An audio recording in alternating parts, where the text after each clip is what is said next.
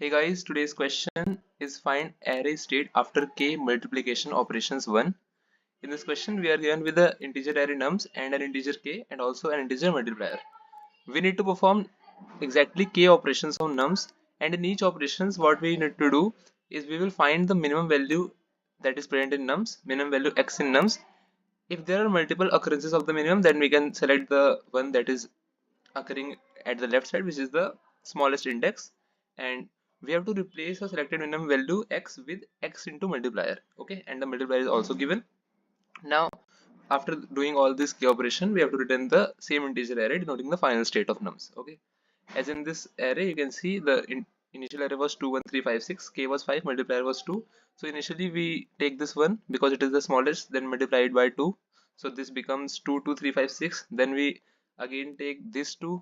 Okay, then it becomes 4 2 3 5 6. Then we take this 2 which was first converted, then it becomes 4 4 3 5 6, as you can see here.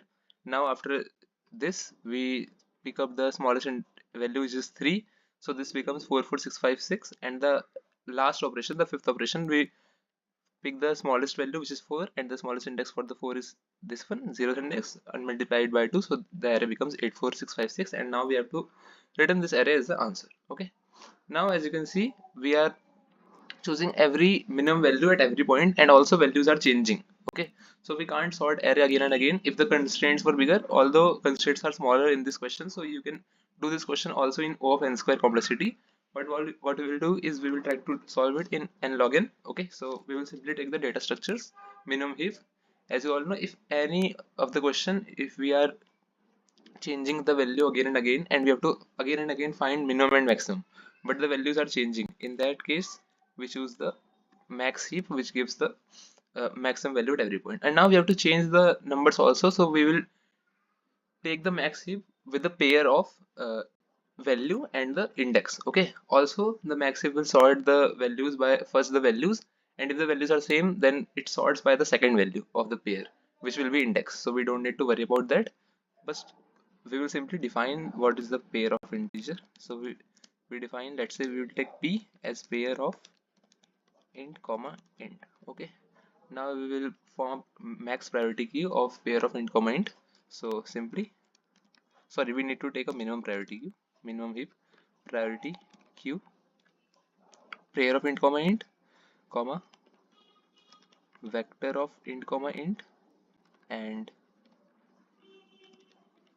greater int comma int for the minimum heap. This is the syntax. Simply let's name it as pq. Okay, now we have to perform these k operations. So first we fill the pq by all the elements in nums. So for int I equals to 0, I less than nums dot size I plus plus, sorry. Now we will simply push the value as pq dot push first the element, which is nums of I, and second value in the pair will be the index. Now these value will be sorted in the min heap according to these value nums I and I. So we don't need to worry about the second case, which is the if there are multiple occurrences, then minimum value set the one that appears first. It will appear first because if the priority queue, if there are more than one element of the same value, which is the minimum value, then it will sort according to the right value. Okay. Now simply we have to perform the k operations. So while k minus minus, what we will do is first we will take out the value which will be the top, and the array length will be at least 1, so we don't need to check if the priority key is empty or not. So let's take pair of int comma int, let's name it as current pair, which is equals to pq dot top. Okay, now we can pop out that value and we will change that value and again insert. Okay, and how the value will be changed, we will change the nums I. Okay, the second value, the index will be I, so the value will be wait a second, value will be the first value as we inserted first the num size, second is I. So current dot first, this will be the value, and index will be the right one, current dot second. Okay, Now at that index we have to change in the vector also, because we have to return the same vector. So at that index, nums of index will be multiplied by multiplier. Okay, so into equals to multiplier, which is given multiplier, and now we have to push this value again and also the index again in the priority queue. Okay, so pq dot push nums index, which is a changed value currently because we changed in the previous line, and also the index. Okay, that looks fine. Okay, we have to push it in the pair, so we use curly braces here.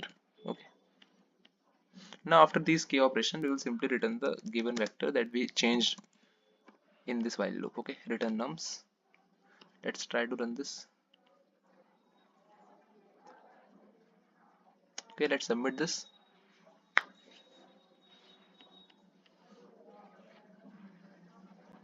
So the code is accepted. Thank you for watching.